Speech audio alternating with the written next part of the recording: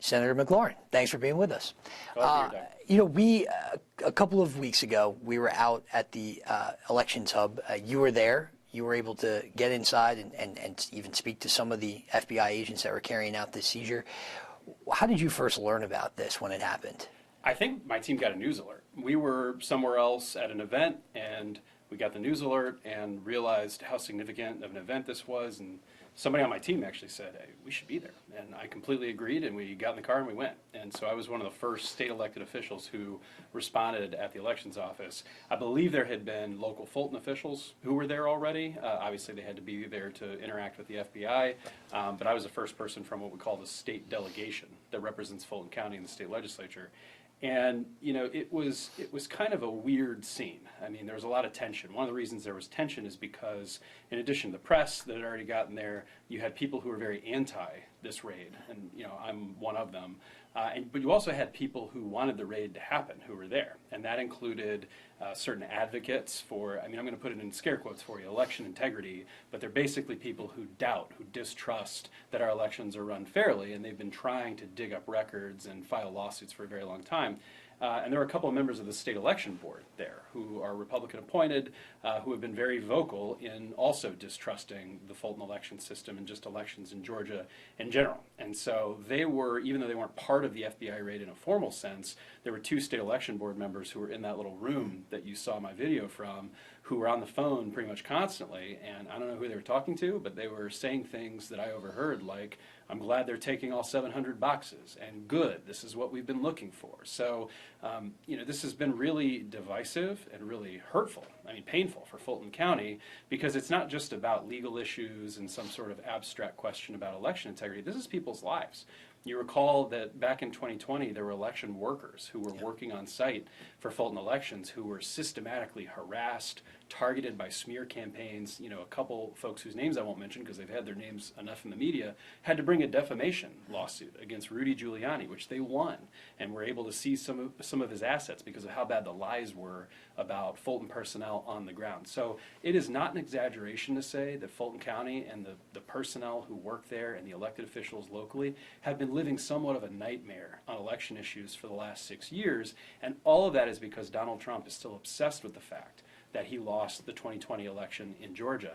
And here we are, pushing 6 years later, and Donald Trump is still marshaling federal resources, again, not the local FBI office, but the national FBI office, to come down with the director of national intelligence for some reason, has nothing to do with this. But Tulsi Gabbard was there while Donald Trump's personal squad went and grabbed these ballots so that he can keep these narratives going. Yeah, like you said, here we are 6 years after this election. We've had multiple audits. The state Senate, the state House did their own investigations of this, and it came out clean. All this time later, are you surprised that we are still talking about this? And did you have, because the president had given that speech in Davos where he talked about doing pretty much what he did here in Fulton County, did you think this entire time that we were kind of hurtling towards something like what we saw out at the Elections Hub? I don't think anybody in Fulton expected the exact date and time necessarily. It was kind of a surprise, and I think part of the reason we saw the timing was because things were so bad in Minnesota. So, the Steve Bannons of the world who do strategy for Trump decided they needed to change the subject come next week, right after Alex Preddy was killed in Minneapolis. But yeah, if you understand who Donald Trump is, which I think a majority of Americans have a pretty good idea now, that he's a narcissist. He's obsessed with his own self-image. He cares about crowd sizes. He cares about whether his officials are wearing the right shoes. There's that story about him forcing his guys to buy new shoes because he didn't think they looked good enough. He's obsessed with image. And so you understand a guy who's so relentlessly obsessed with his own image that it still bothers him that he lost an election that was free and fair 2 presidential cycles ago. Again, it's like crazy. We're not even talking about the presidential cycle we just had. They're investigating the presidential election 2 cycles ago. So if you understand Trump to be this image-obsessed narcissist, then it's not that surprising that he would try to use the federal government and all of its power and resources to keep trying to vindicate his own ego. Now, of course, that's really embarrassing for the country. It's embarrassing for him. But again, going back to what I was saying about Fulton election officials, the problem with having a narcissist in charge of the country is that it's not just some sort of cover story for a tabloid, right? It's not just a talking point. it hurts people's lives, right? If he's obsessed with relitigating these election conspiracies over and over again, it has a number of harms. In addition to threatening people like the election workers that I mentioned a minute ago, it also distracts from all the real issues people expect him to be focusing on, right? I mean, he made a bunch of promises in 2024 when he got reelected, right? I'm going to worry about costs. I'm going to, do what he said, America first, that he wasn't going to worry about other countries. Now we're talking about, taking over Greenland, and he deposed a head of state in Venezuela. I mean, whatever you think about Maduro, he was a bad guy. Obviously Trump is distracted from the things that he said he was going to be working on. So I think the challenge in talking to voters, that's why I'm glad I get an opportunity to chat with you today, is two things can be true at the same time. First, this is a distraction. This raid is meant to get us talking about this instead of all the other things that Trump is failing at. But the second thing is it does create a real danger, because when a narcissist is in charge, he's unpredictable. And so he may be using Fulton County as a trial balloon, like a test, to see if he can send the FBI into Maricopa County, right, or Wayne County, or one of these big Democratic counties across the country. And he could send the FBI in before an election to disrupt things, in the middle of an election, or after to grab ballots. And it's the federal government. I mean, what power do states really have if he's going to weaponize and use the full force of the federal government to keep pursuing these lies? So it's a scary time. We have to reassure voters that we need you to go to the polls, we need you to make your voice heard, but we also have to sound the alarm about the real threats to election administration that this could pose. And are you concerned that those threats might be taken seriously by people, that this is, as some Democrats have called it, intimidation ahead of what could be a very, very big cycle for the 2026 midterms? Are you concerned that this is just kind of the beginning of this now? Well, it depends on how far he's willing to go, right? Which is why Fulton County feels a special responsibility right now. We don't need to just stick up for Fulton County. It's important we stick up for Fulton, we stick up for Georgia voters, but we also know that Trump is testing this out. This is a trial balloon to see if he can get away with this elsewhere. So I think there are a couple possible harms that could result from something like this. The first is just that he's doubling down on all these lies about the 2020 election. And media, right, it's a tough environment for you guys, because reporting fairly in a world where he's lying a lot has been tough over the last few years. But now every media outlet has been saying for years now, these are lies. The 2020 election was not stolen. As you just said a minute ago, Doug, it's been recounted several times, so we can start there, that none of this conspiracy theory stuff is real. And if you look at the criminal warrant that the FBI used to raid the facility, it's just a gathering, an amalgamation of all of the failed complaints that the election denier crowd has been posing over the last few years. They've brought those complaints to the state election board, and those complaints have gone nowhere, because there's no evidence that anything went wrong in that election that would have changed the outcome of the election, right? So the first harm that results from this is he's just going to perpetuate this distrust in voting, which, as you mentioned, could discourage people from showing up to vote. If you don't think elections are secure, or if you think your personal data might be compromised, right, like your social security number, your driver's license, your date of birth. The Senate Republicans just voted yesterday to send that data. They wanted Brad Raffensperger to send that data to D.C. because the DOJ is asking for it, because they're doing Trump's bidding. I know most Georgia voters don't want their personal sensitive data to be sent to a weaponized federal government. I mean, there's people on the Republican side, libertarian types, that agree with what I'm saying on that, even though I'm a Democrat, right? The second problem is not just the election conspiracy theories and sensitive voter data, it's the possibility of a takeover. So we passed a law in Georgia, SB 202, that authorizes the state, in some cases, to take over local elections. I didn't vote for that bill, I voted against it, but that's what the state legislature did.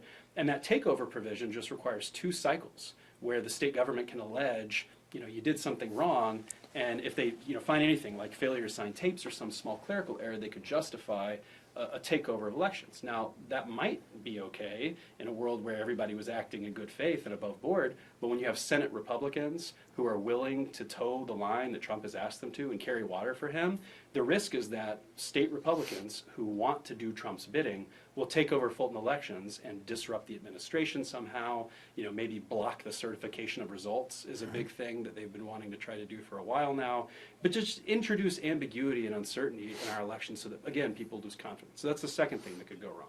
The third thing that could go wrong is if Trump uses this as a test, like I said a minute ago, to try to go to other counties across the country or states across the country that are Democratic strongholds and disrupt the election processes there. So again, I say all these harms, and I don't want to scare voters into not voting. I think the main lesson voters need to take away from this is Trump is only doing this because he's scared. He's scared that his polling has gone down, that he's doing a bad job on tariffs, on the Epstein files. Gosh, I didn't even mention that. On the CBP and ICE operations around the country. So he is afraid of what's going to happen in these midterms. He's afraid that it's going to be a round rejection of everything that he's been doing for the last year or two. So as a result, he wants people not to vote. And I think this type of operation is intended to make people feel like voting is less secure or less of a good idea. The only answer to that voters need to do is to go vote as hard as they ever have. Because when somebody doesn't want you to vote, there's a reason. And the correct response is to exercise your constitutional fundamental right to go have your voice heard. So my hope is that even with all this saber rattling by Trump, that Georgia voters will say, we reject this, we reject your attempts to interfere with our elections, and we're going to make our voices heard and vote in record numbers this year. Yeah, there's also the logistical side of this. A lot of people have had questions about where those ballots have gone, who has them, what is going to be done with them. Right. Do you have any ideas to the answers to those questions? So we don't know, right? I mean, as soon as the 3 big enterprise moving trucks moved away those 700 boxes of ballots, state and local officials here had no idea where they went and what happened to them. The fear is that if Trump really has weaponized the FBI, that there may be some bad faith involved. There's a possibility that they'll selectively throw out evidence that isn't favorable to them, or they'll say, based on these reasons, these ballots don't count for some reason, and then they'll do their own recount behind closed doors where we can't see what they're doing. The presence of Tulsi Gabbard, the Director of National Intelligence, on site suggests that there may be some impropriety that might be about to happen, meaning that's not her jurisdiction, right? D&I deals with foreign intelligence, has nothing to do with domestic elections. So what it sounds like is they're spinning up a narrative that somehow some other country interfered with the Fulton election. Again, that would be a total lie. There's no evidence of that. But it seems like that's the last play they've got in their playbook to try to say that the results were suspect. And are you concerned that even if there isn't anything that shows that in the ballots, that Fulton can't kind of check the work, because those were the original ballots? That's right. So do you have concerns that whatever happens with them, there won't be an ability for Fulton County to go back and check the work? Absolutely. And to be very clear, we've now recounted these results multiple times. There have been over 60 court cases nationwide where results were called into question. None of those cases were successful, meaning the Trump advocates, the election deniers who said we can't trust the results, they lost. They lost in court over and over and over again. So what I'm about to say, I don't want to sow any sort of distrust of the results. What I'm saying, though, is if they change the ballots now, we wouldn't have a way to undo that. Because, like you said, they did take the originals. So if they change those originals, we don't have a backup copy where we can point to and say, look at the changes that they made. And so it's a really scary prospect that you have a federal government that you just can't trust on this. Because, again, think about all the irregularities taken together. The D&I on site, when she shouldn't have been there, she had no reason to be there, relitigating stale claims that have been litigated, tens of times after multiple recounts. And then you have the fact that this is a lawyer point, but the criminal statute of limitations has passed. Because the normal statute of limitations for any federal crime is 5 years. So we are now past 5 years post the 2020 November election, right? Which means it would be very difficult to even get a legitimate criminal charge out of this, because you wouldn't be able to bring it because the statute of limitations has passed. So all of that together suggests that this is a sham criminal warrant, that it regurgitates baseless claims that have already been rejected, and that the only reason why Trump would call Tulsi Gabbard, the new reporting, right, in the middle of the FBI raid to give something like a halftime coach speech to the FBI agents doing the raid, the only reason that Trump would do all of that is if he intends to engage in some kind of misconduct, if he intends to lie to the American people about what those ballots really show. So again, I don't think that, this is not like a normal, where you're accusing somebody of lying and, well, where's the evidence? You need to, there's lots of circumstantial indicators that show that Trump is intending to lie about what's happening. And I think the American people need to be extremely distrustful of this FBI operation. And I fully support Fulton's forthcoming lawsuit that we've heard about. because hopefully they'll be able to challenge the legality of the raid and show the American people that this was yet another illegal adventure by Donald Trump to try to scratch his own ego. Yeah. One thing I know a lot of people have pointed to as well is that this isn't the state elections board, or excuse me, let me try that again. A lot of people have pointed to the fact that this isn't just these advocacy groups. This isn't just, one-off individuals that are crying this out. Right. The state elections board has made it very clear that they believe that something happened in the 2020 election. So we are talking about people in extremely high levels of the operations of the state's elections here that are getting what they want, essentially, at this point. Do you see that as a danger? That it's not just these groups, some of these fringe individuals that are talking about, doing more with this after 6 years, that it's the state elections board, that it's some of your colleagues in the state Senate that are kind of trumpeting these talking points all this time later? Yeah, trumpeting, no pun intended, right? Because that's really at the root of all of this, is that Trump has motivated this election denier activist group to pressure all the GOP officials, threaten them with primaries if they don't comply, and then basically take over Republican politics.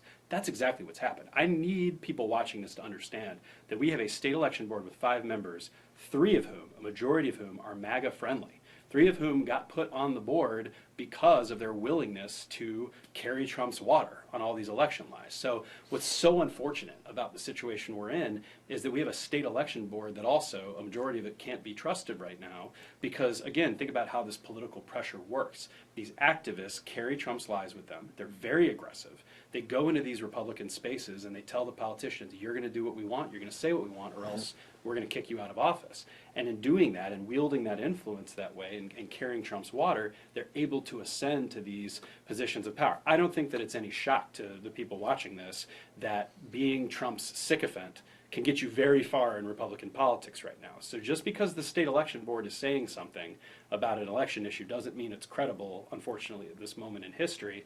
I mean, we had the state election board, those 3 members I was talking about, tried to get a rule that said that local governments didn't have to certify election results.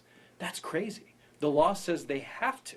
I mean, imagine if, tens of thousands of people in a district vote and then one person says, I don't want to certify this because my guy didn't win. That's not a free and fair election. And I think the vast majority of people understand that.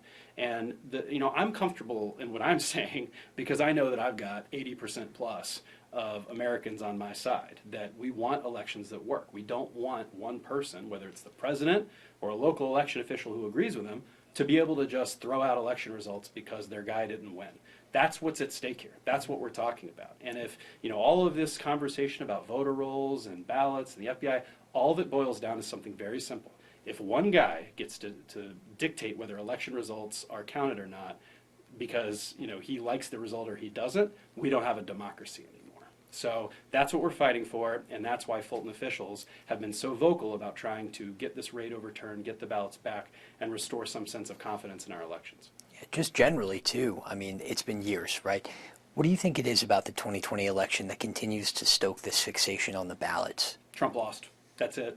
I mean, and it's Georgia, right? So, obviously I'm running statewide, I'm a Democrat, there may be some purple action happening where the state is moving from red to blue. I mean, it's a little bit in flux right now. But for the last 20 years, Georgia has been a red state.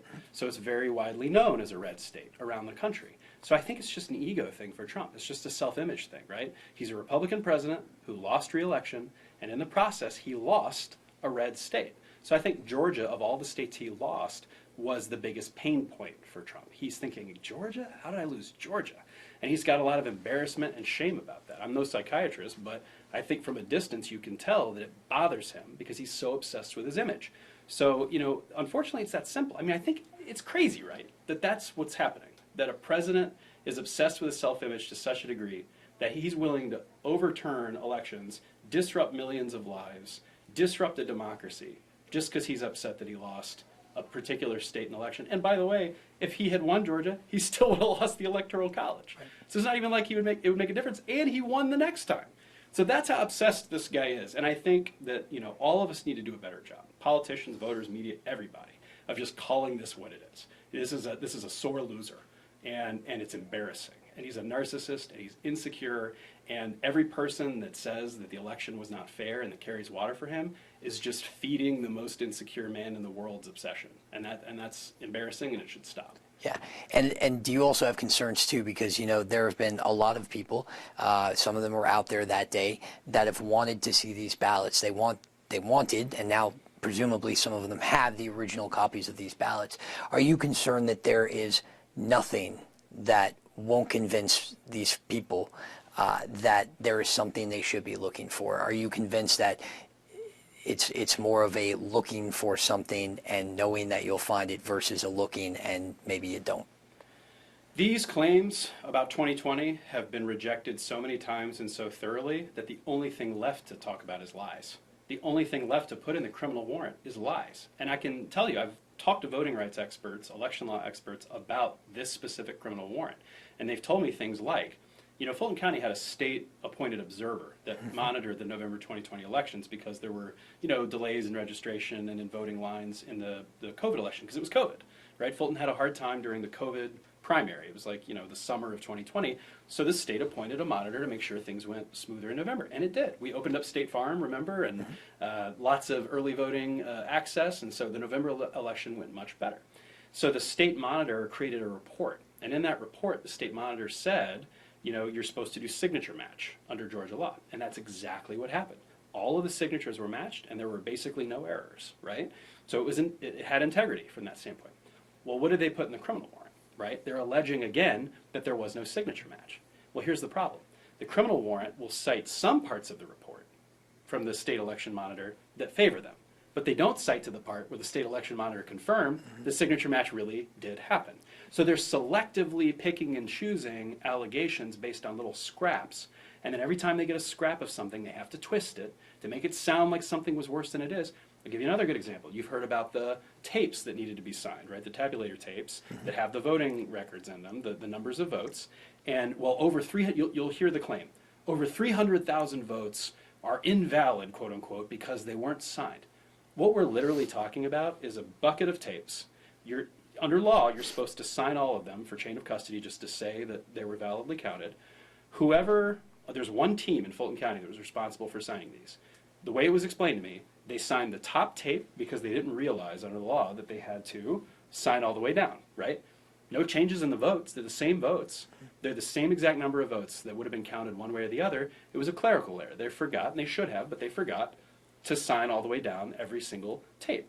Well, now you have MAGA claiming that there are 300,000 invalid votes in the state of Georgia, which is a complete lie. It's a complete and utter lie, but I want your viewers to get a sense of that's the way that these facts can be twisted. And so I think the key is, you have to have some trust for government to function, right? You've got 11 million Georgians. We can't all stand in a line and go check every ballot ourselves to make sure something happened correctly. So we have to trust our local officials to run these elections well. And so I think, look, when we find irregularities, the Secretary of State investigates them. They say, hey, did you sign all the tapes? No. Did it make a difference? No, the votes are the same.